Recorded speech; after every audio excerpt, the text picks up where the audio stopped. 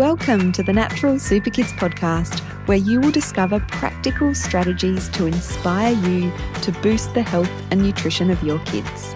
I'm Jessica Donovan, a qualified naturopath specialising in kids' health, and I want to make it as easy as possible for you to raise healthy and happy kids. Let's get into it.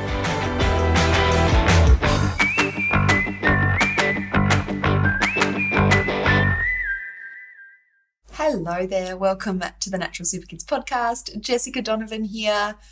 Today we're talking about a bit of a icky subject, and that is worms and parasites. Now, as a naturopath and a team of naturopaths here at Natural Super Kids that specialise in children's health, we see our fair share of children with worms and parasites either coming to us because they have been, mum or dad are aware that there is an issue with worms or parasites. Maybe they've had a stool test, maybe they've got some really clear symptoms, obvious symptoms that there's worms, and the conventional worming treatment is not, cutting it, is not working.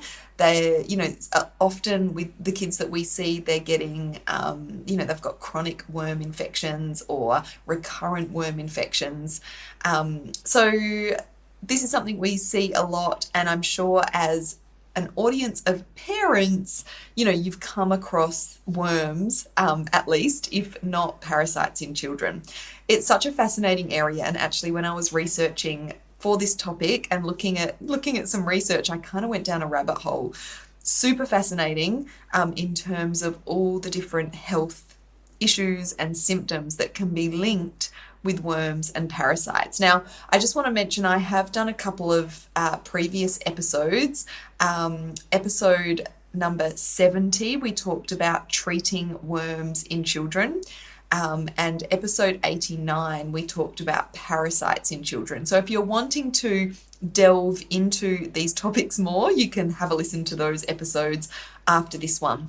Today, I want to particularly focus on some of the less obvious signs and symptoms that may mean your child has issues with worms or parasites. I think, we know those obvious symptoms, the itchy bottom, with worms, and there are some pretty obvious symptoms that can be associated with parasites as well: tummy upsets, gastro type symptoms, diarrhea, nausea, with different parasites. But there are so many other signs and symptoms that often don't get picked up, or it's not sort of obvious that, this could be potentially, a worm or parasite issue.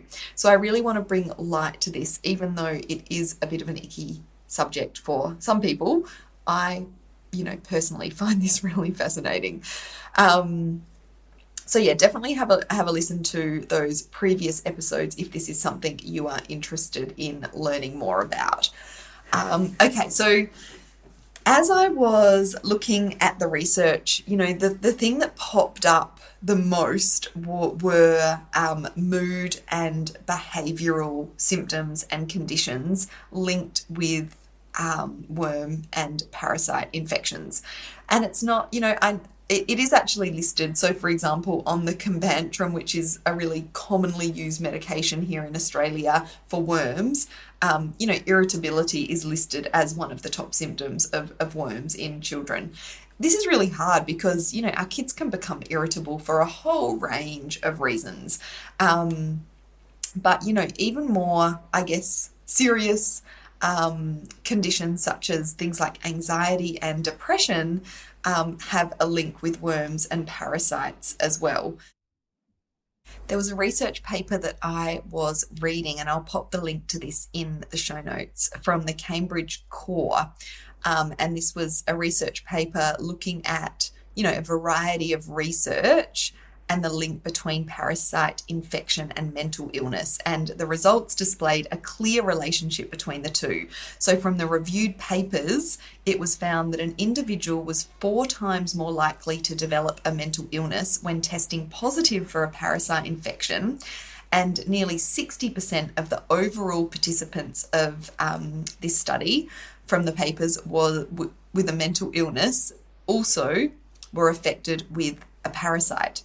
So this makes sense as we do more, looking into this, because parasites can increase inflammation, and inflammation can affect the brain and the central nervous system, and affect neurotransmitters as well. So that is super interesting. And when it comes to children, studies have shown that people with parasitic infections, or kids with parasitic infections such as Giardia, are more likely to experience anxiety and depression, as well as neuroticism and emotional instability.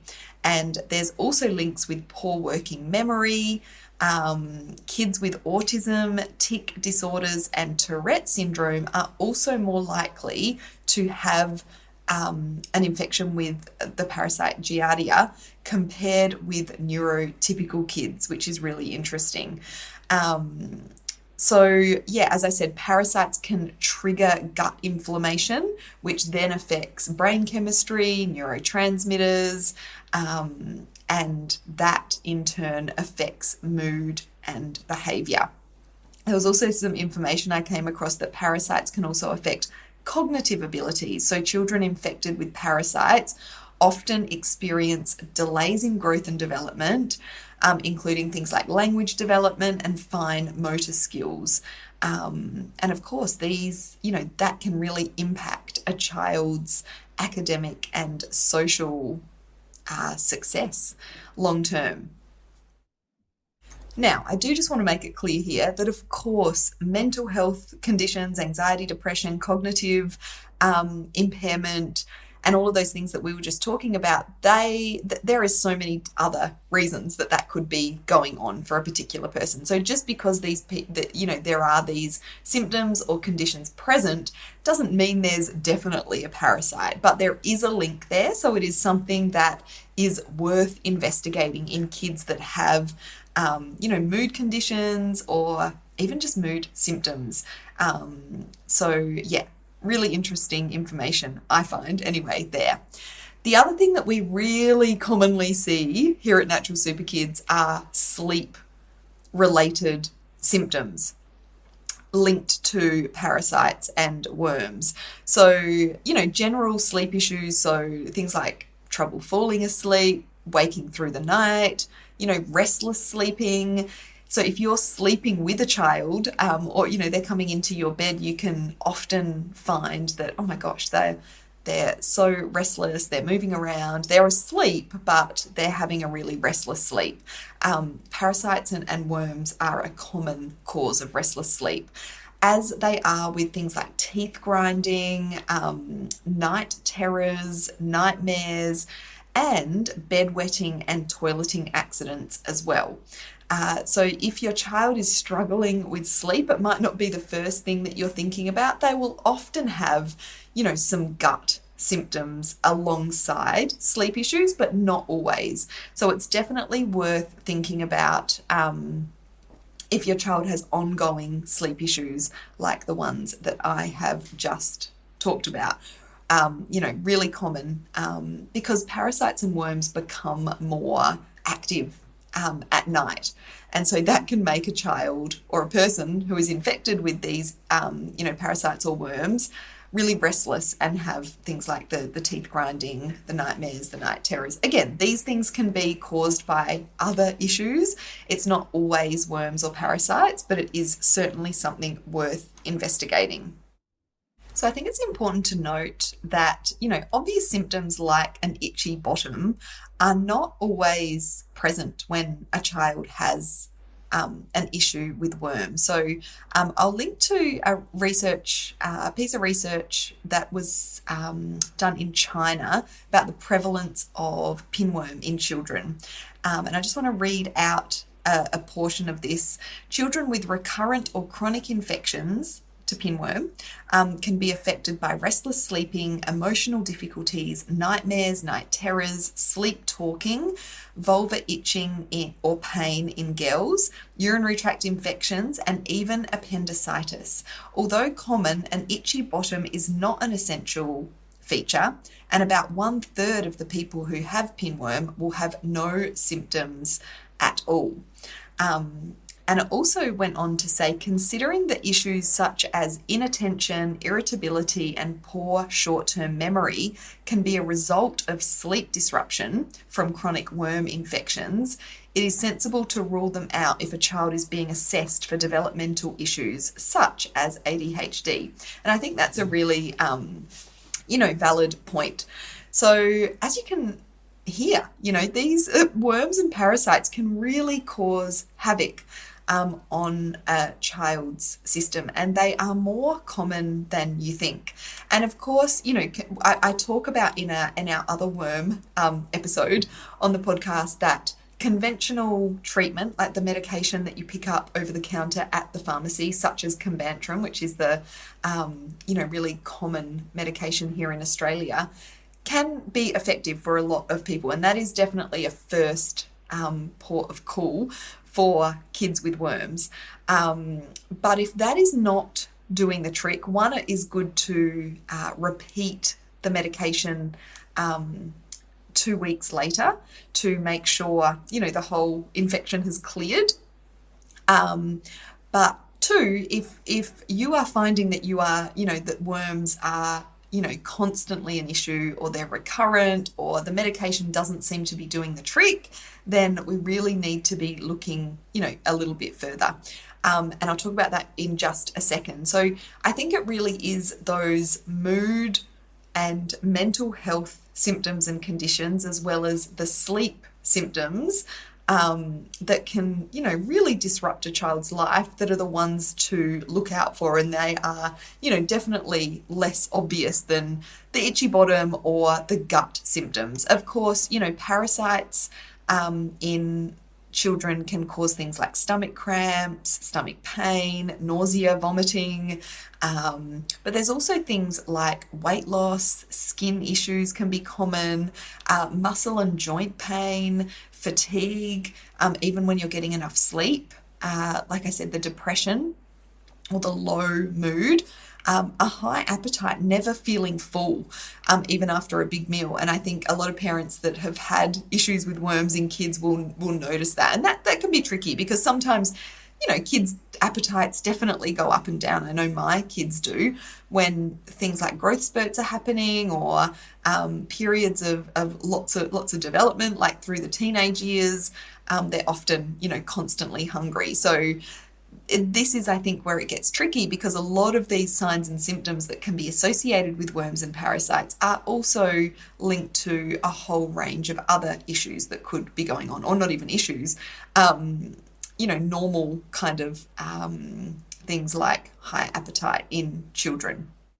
And as we talked last week on the podcast about iron deficiency and gut health. So that's another really common symptom that might not be obvious. And I did mention briefly parasites in last week's episode.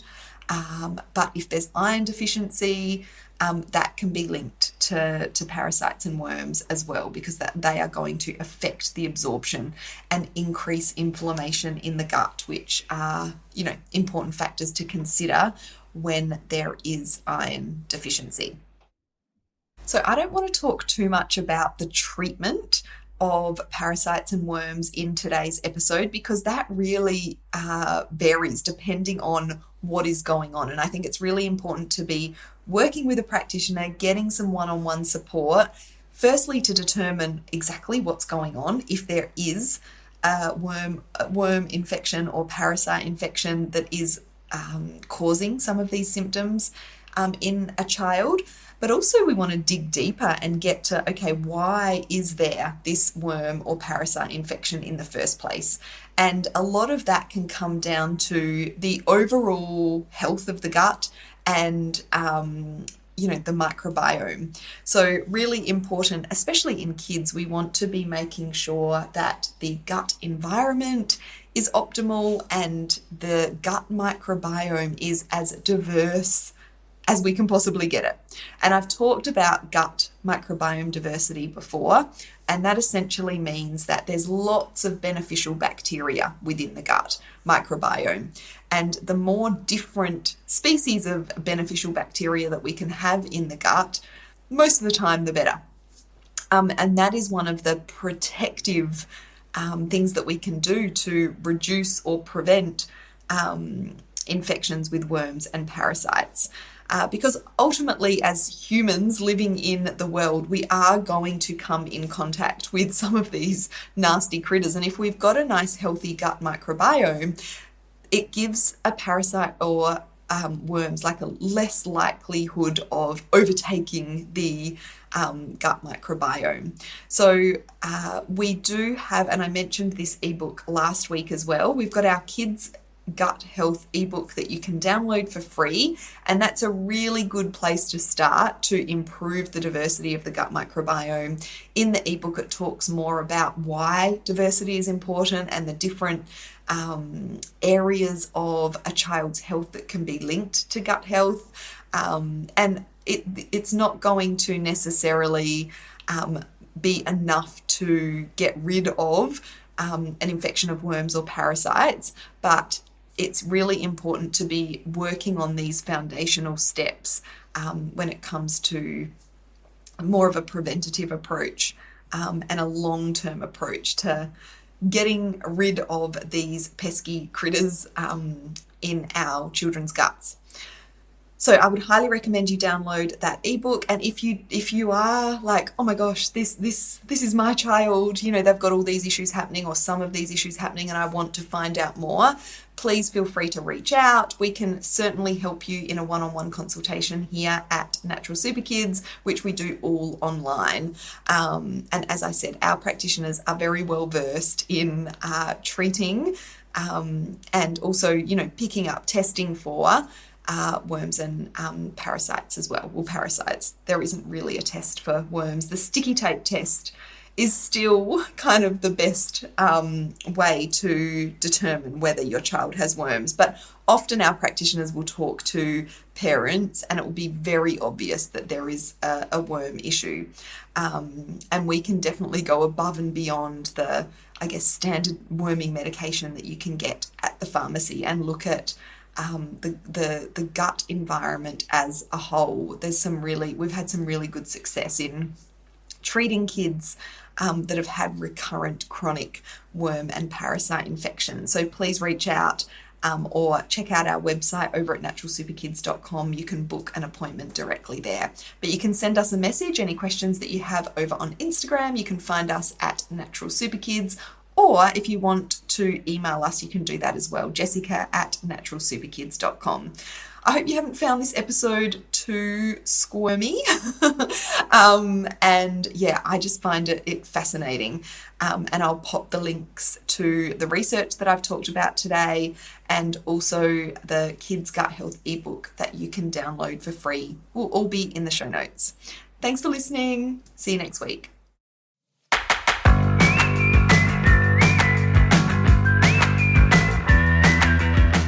Thank you so much for joining me on the podcast today. Head on over to our website, naturalsuperkids.com, for the show notes for this episode, as well as a whole heap of inspiration to help you raise healthy and happy kids. I'll see you next week.